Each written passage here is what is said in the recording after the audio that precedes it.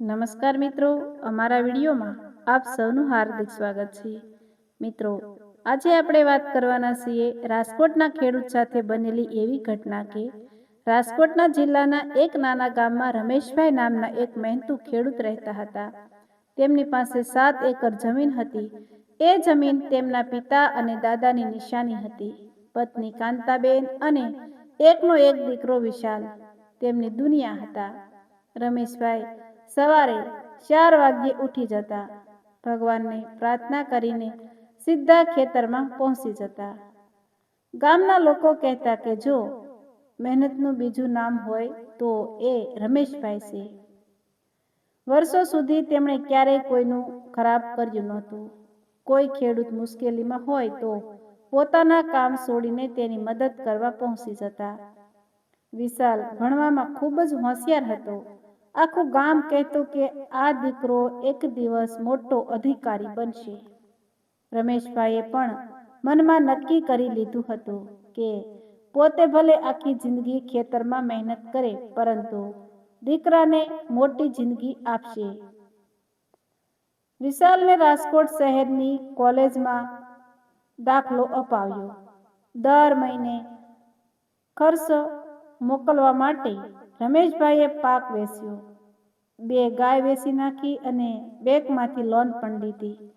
કાંતાબેને પોતાના લગ્નના દાગીના પણ વેચી દીધા, પરંતુ દીકરાને ક્યારેય મુશ્કેલી ન પડે તેનું ખાસ ધ્યાન રાખ્યું.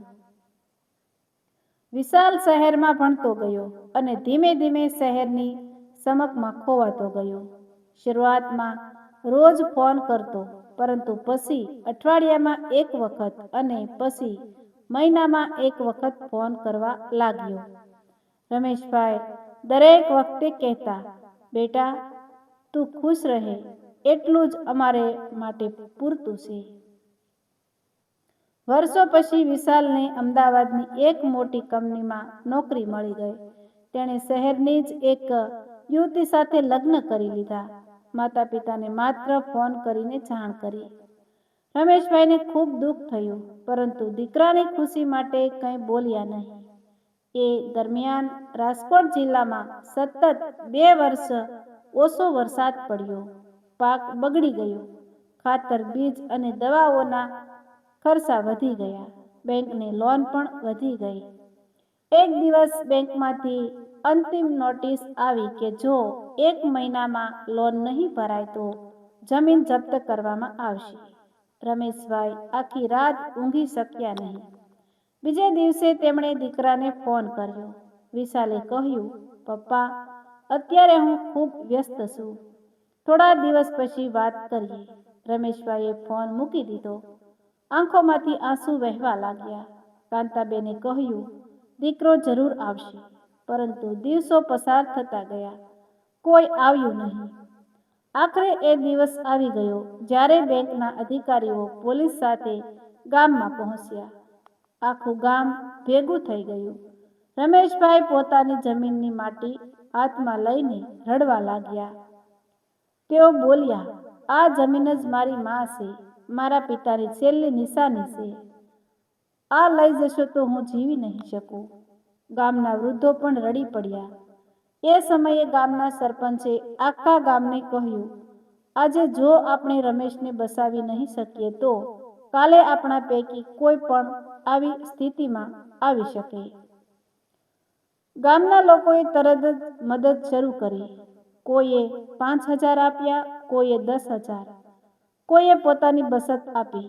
મહિલાઓએ પોતાના ઘરેણાં આપવાની તૈયારી બનાવી, પરંતુ હજુ પણ લાખો રૂપિયાની જરૂર હતી. એ જ સમયે ગામના એક યુવકે આખી ઘટનાનો વિડીયો બનાવી સોશિયલ મીડિયા પર મૂકી દીધો. થોડા કલાકોમાં લાખો લોકોએ વિડીયો જોઈ લીધો. અમદાવાદમાં બેઠેલો વિશાલ પણ ઓફિસમાં એ વિડીયો જોતો હતો.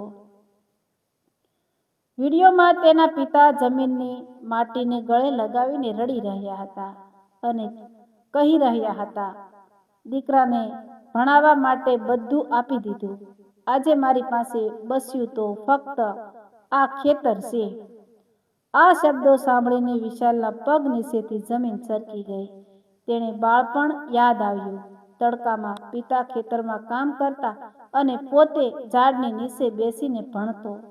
પિતા ભૂખ્યા રહીને પણ તેને દૂધ પીવડાવતા. માતા પોતાના માટે નવા કપડાં ન ખરીદે, પરંતુ દીકરાને દર વર્ષે નવા કપડાં અપાવે. વિશાલ આખો ધ્રુજી ઉઠ્યો. તેણે તરત જ પત્નીને કહ્યું કે આપણે અત્યારે જ ગામ જઈએ. બંને સીધા રાજકોટ પહોંચ્યા.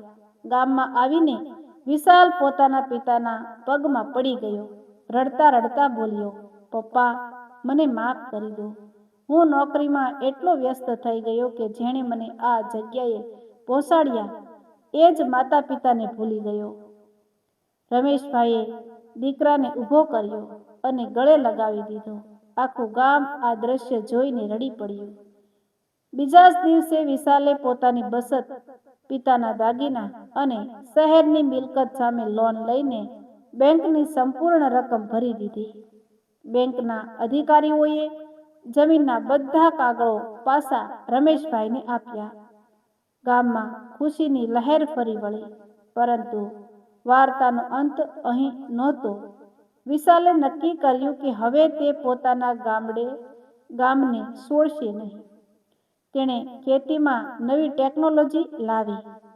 ડ્રીપ સિંચાઈ શરૂ કરી, કુદરતી ખેતી અપનાવી, કોલ્ડ સ્ટોરેજ બનાવ્યું અને ગામના બીજા ખેડૂતોને પણ મફતમાં માર્ગદર્શન આપવાનું શરૂ કર્યું. થોડા વર્ષમાં આખું ગામ સમૃદ્ધ બનવા લાગ્યું. જે ગામમાં લોકો ખેતી છોડવા માંગતા હતા, ત્યાં હવે બીજા જિલ્લાઓમાંથી લોકો ખેતી શીખવા આવવા લાગ્યા.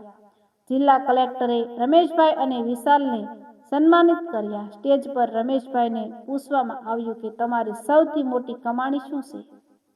રમેશભાઈની આંખોમાં આંસુ આવી ગયા. તેમણે માઇક હાથમાં લઈને કહ્યું, પૈસા, જમીન અને મિલકત તો ફરીથી મળી શકે, પરંતુ સંતાન જો માતા પિતાનો પ્રેમ ભૂલી જાય તો એ સૌથી મોટું દુઃખ છે. આજે મારા દીકરાએ મને ફરીથી પિતા બનાવ્યો છે. એ જ મારી સૌથી મોટી કમાણી છે.